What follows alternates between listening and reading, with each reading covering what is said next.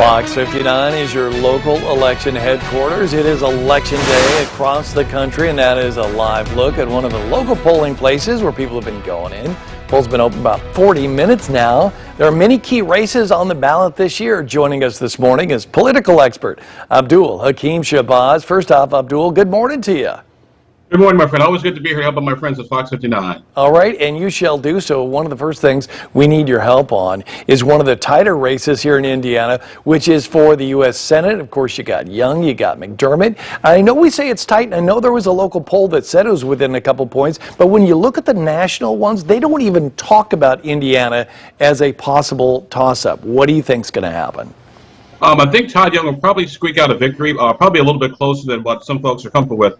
Because of issues like abortion and threats to democracy. But those issues are offset by gas prices and inflation. And it's still a reliably Republican state, so I think in this case, Todd Young pulls out a victory, but under 10 points. All right, we shall see what happens. So, Secretary of State, that is a big one, and you hear different things from different people, and you see their commercials running all the time. What are your feelings on this one? It seems like that one, too, may be close.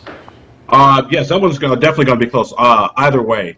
Because you got Diego Morales, excuse me, the flawed candidate with his issues, getting fired from the job, the $43,000 vehicle, sexual misconduct allegations, which we reported on, and then the latest story reported on by the Star and Fox 59, of course, him voting when he ran for Congress in a place where he didn't live, which technically was considered voter fraud if an investigation pops out. So I think that'll hurt Diego a bit.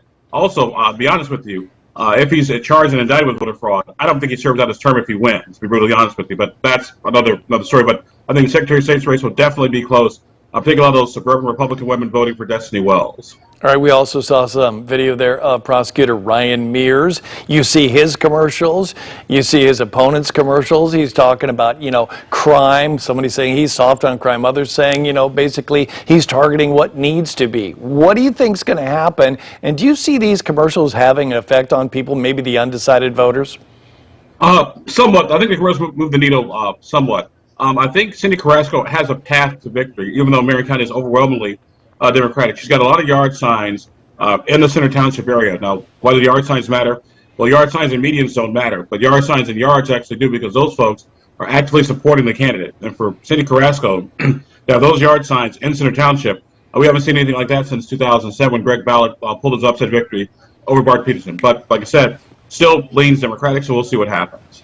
Now, what about some of the national races? I mean, there's got to be a big push and a desire to want to know what's going to happen, whether we're talking about the House or the Senate. A lot of people saying the Senate's going to be close, but the House, just like a lot of midterms, is definitely going to go to the team that is not in power right now. Oftentimes, that's the Senate as well. What are you thinking? Usually, you're right. Usually, the party out of power makes gains in the midterm elections, with the exception of 1998 and 2002. That's when the party in power actually gained seats. It'll be interesting. The Senate, we probably won't know who's in control until later this week because of mail-in ballots, particularly in places like Nevada and Arizona, where they're a little bit slower to count. The House, we should pretty much know today. I think Republicans get it, but not by that much. Yeah, and if it comes down to Georgia, we know they have to have at least 50% to win there. We're talking Warnock or Herschel Walker. And if it doesn't happen that one of them gets 50%, basically their runoff, I believe, is not till December 6th. So It might be a while for us to know about it. Right, but the good news is we know who's running the Senate now. It'll be the Democrats. They've got at least until January. Like I said, that Georgia race will be interesting. And also, I did some checking on analysis of early voting, and Democrats are ahead in the early voting right now. But that's just right now. Of course, they could change throughout the course of the day. Yeah, and oftentimes Republicans come out more so on the day of than Democrats do. So we shall see what happens. And we're going to talk to you again, Abdul, tomorrow after the votes, or at least most of them are done and counted. We'll get your reaction to that and see what you think happens next in terms of governance.